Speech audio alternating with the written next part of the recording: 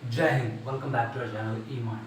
इस वीडियो में मैं आपको बताने वाला हूँ देश के अंदर भिन्न भिन्न लोगों को दी जाने वाली सिक्योरिटी के कैटेगरी के बारे में। जनरली 4 तरीके की कैटेगरी होती है जो सिक्योरिटी सुरक्षा प्रोवाइड कराई जाती है किसी व्यक्ति को। इसकी 4 कैटेगरीज होती है, एक्स, वाई, जेड और जेड प्लस। जेड प्लस की सिक्योरिटी की कैटेगरी, राइट। तो सबसे पहले जो कैटेगरी होती है वो एक्स की कैटेगरी होती है। एक्स कैटेगरी की सुरक्षा के अंतर्गत 2 सुरक्षा गार्ड उसमें सम्मिलित होते हैं, जिसमें से एक पीएसए होगा, मीन्स पर्सनल सिक्योरिटी ऑफिसर्स उसमें शामिल होता है। दूसरा वाई कैटेगरी की सुरक्षा। वाई कैटेगरी की सुरक्षा के अंतर्गत 11 जवान शामिल होते हैं इस कैटेगरी की सुरक्षा में, जिसमें 2 पीएसए होते हैं, 2 पर्सनल सिक्योरिटी ऑफिसर्स में शामिल होते हैं, लेकिन इसमें कोई भी एनएसजी के कमांडोज नहीं होते हैं। यह सुरक्षा कम खतरे वाले लोगों को दी जाती है।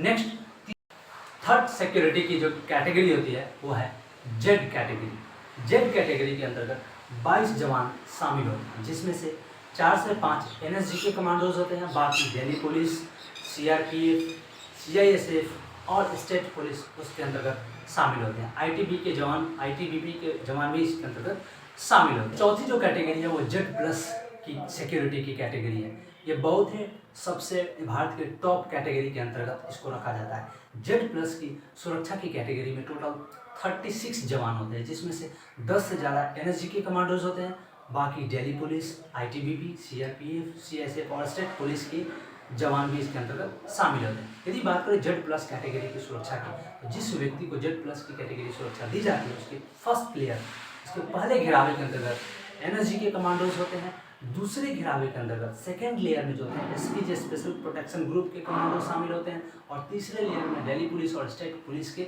जवान शामिल होते हैं, राइट। इसके अलावा जेड प्लस कैटेगरी की सुरक्षा के अंतर्गत स्कॉट्स और पायलट्स भी प्रोवाइड कराए जाते हैं।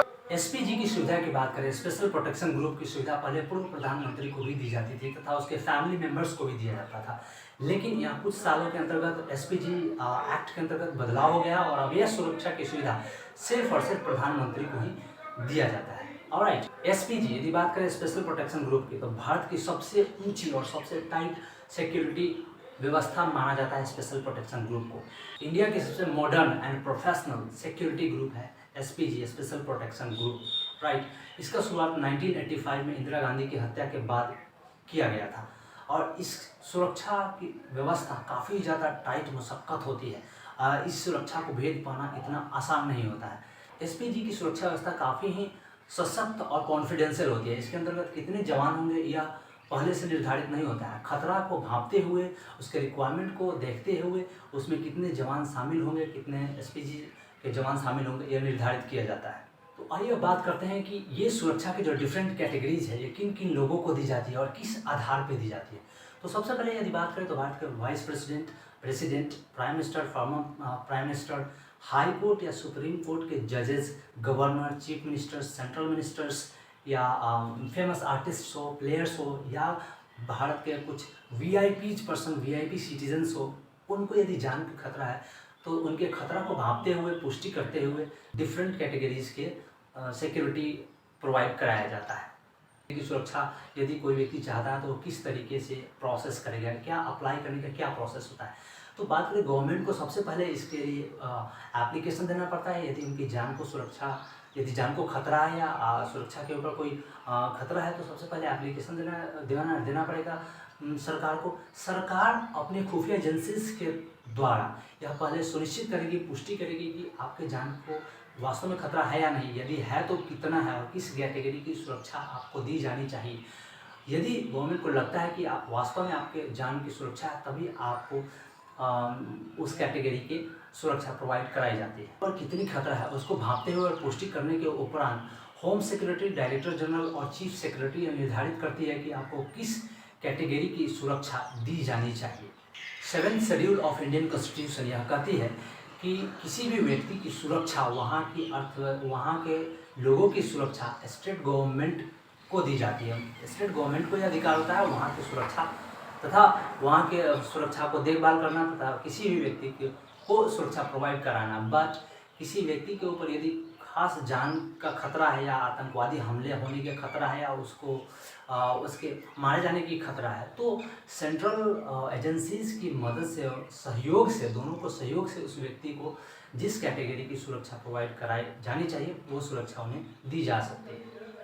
तो आइए अब बात करते हैं कि इस तरीके के सिक्योरिटी, डिफरेंट कैटेगरी की सिक्योरिटी प्रोवाइड कराने में कितना खर्च होता है और यह खर्च कौन बेयर करता है, इस खर्च को कौन उठाती है।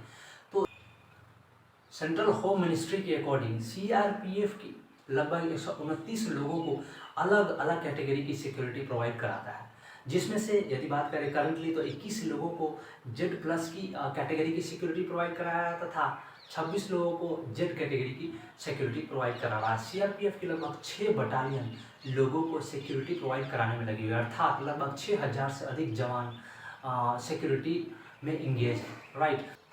फाइनेंस मिनिस्टर ने सिक्योरिटी बजट के अकॉर्डिंग सीआरपीएफ को 31,772 करोड़ का बिल पास किया है। इसके अलावा यदि बात करें सीआरपीएफ के अलावा तो सीआईएसएफ के जवान भी काफ़ी ज़्यादा जेड कैटेगरी की सिक्योरिटी प्रोवाइड कराते हैं। मिनिस्ट्री के अकॉर्डिंग सीआईएसएफ के जवान लगभग 144 लोगों को डिफरेंट कैटेगरी की सिक्योरिटी प्रोवाइड कराती है, जिसमें से खासतौर पर जेड प्लस की सिक्योरिटी 9 लोगों को प्रोवाइड कराई जाती है तथा 11 लोगों को जेड कैटेगरी की सिक्योरिटी सीआईएसएफ के जवान द्वारा प्रोवाइड कराया जा रहा है।